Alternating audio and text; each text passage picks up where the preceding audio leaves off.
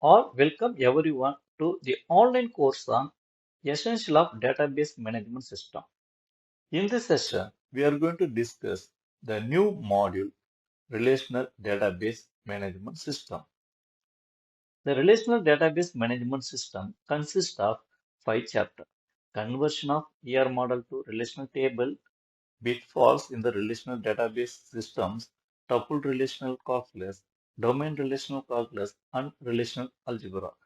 At the end of this module, the learner will be able to acquire knowledge on relational language and design a database.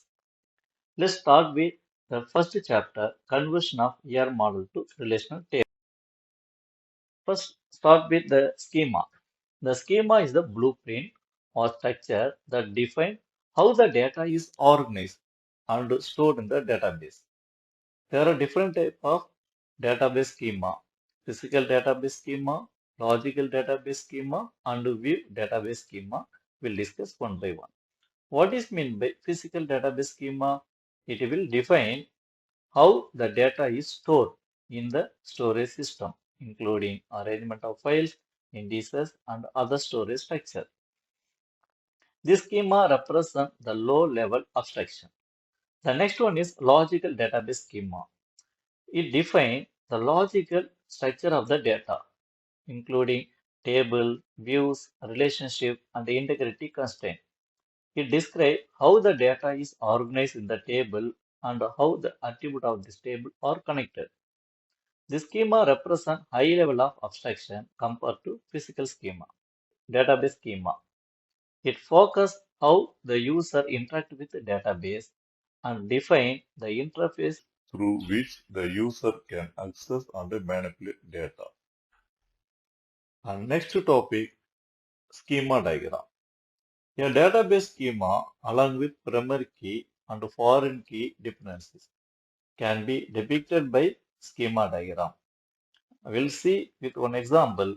So in this example, each relation appears as a box with relation name at the top of the box and attribute listed inside the box. The primary key attribute are shown in the underline. The foreign key dependency appear as the arrows from the foreign key attribute of the referencing relation to primary key of the referential relations. See the diagram. So here the relation table is represented. So here the top is the relation name, then the bottom the list of the attribute. So here the primary key is underlined and the foreign key, that is connection from one table to another table.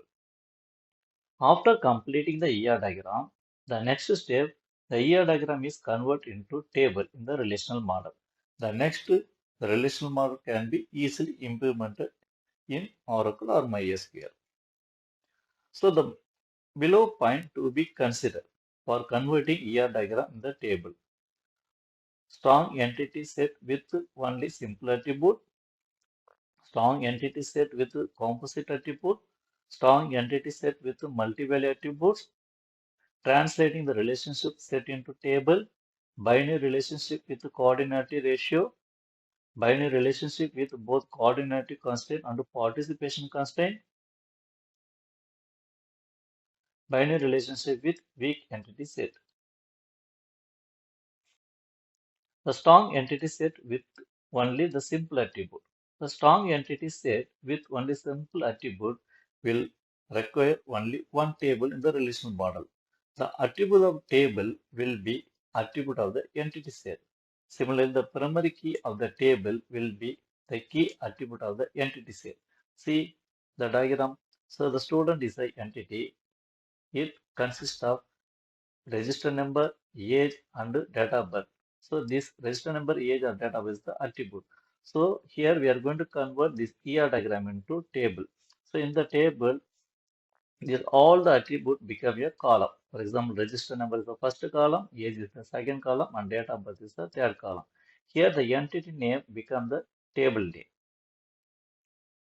And next one, strong entity set with composite attribute. A strong entity set with a number of composite attributes will require only one table in the relational model. While conversion, the simple attribute of the composite attribute are taken into account and not composite attribute itself. So see here the name composed by first name and last name. Similarly, the address is composed by door number, street, and city. Only this attribute only is considered in this while conversion to table. So, for example, this ER diagram is converted into relational table. Register number, first name, and last name only considered, not in the name. Similarly, the door number, city, and street only considered, not in the address. Next, strong entity set with multi-value attribute. A strong entity set with any number of multi-value attribute will require two tables in the relational model. One table will contain all the simple attribute with the primary key. Another table will contain the primary key and all the multi-value attribute. For example, register number and name is a simple attribute. Then we'll make it one table. And next one is register number and phone number is the another table.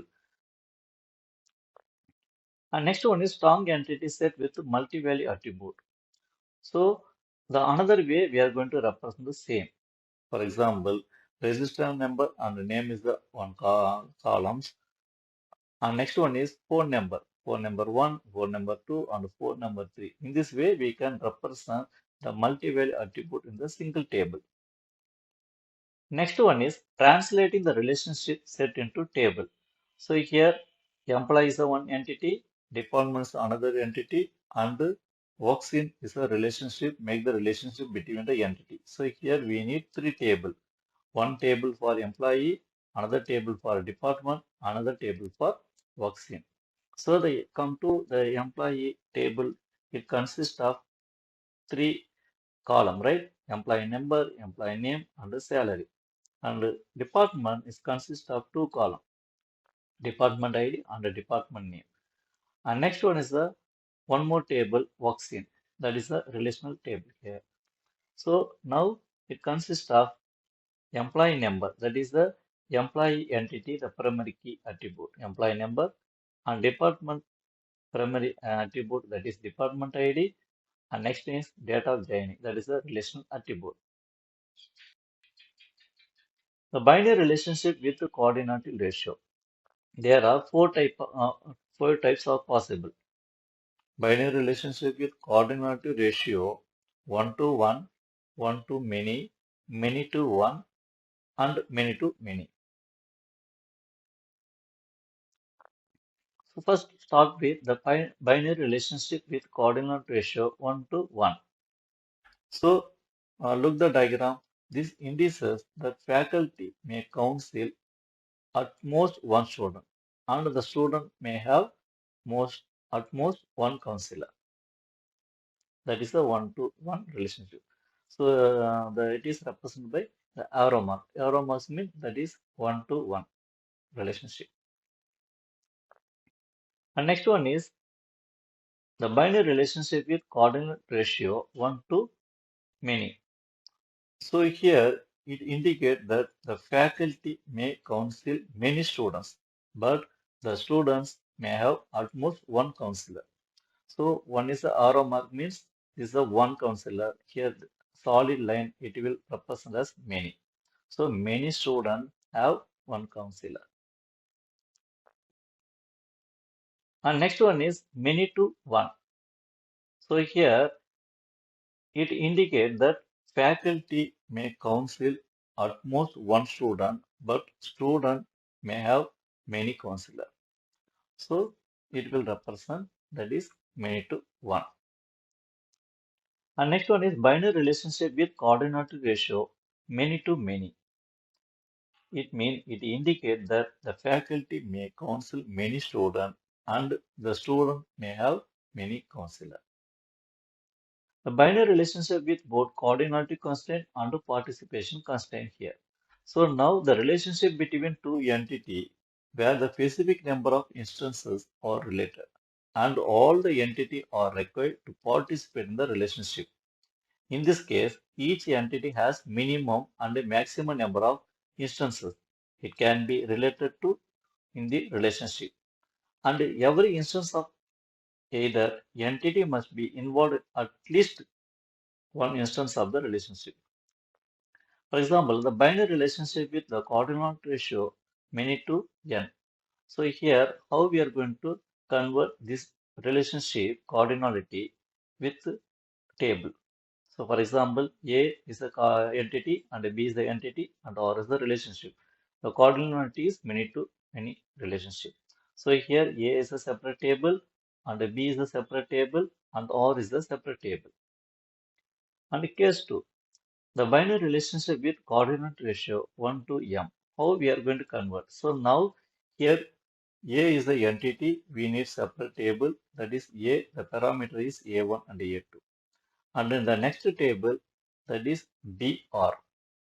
So it consists of three attributes. For example, A1 and then B1 and B2. And binary relation with coordinate ratio m to 1. So here A consists of two parameters and B consists of two parameters. So now how we are going to consider here? So now AR is a one table that consists of A1, A2, then B1. And next B is another table. It consists of B1 and B2. The binary relationship with coordinate ratio 1 to 1. So here, two way we can represent the table. One is AR is the one table which consists of A1, A2, B1. And next is the B table. It consists of two parameters, B1 and B2. The another way, A is separate. For example, A table is separate. It consists of A1 and A2. And BR is combined as a one table. So here, the parameter A1, comma B1 and B2. Binary relationship with weak entity set.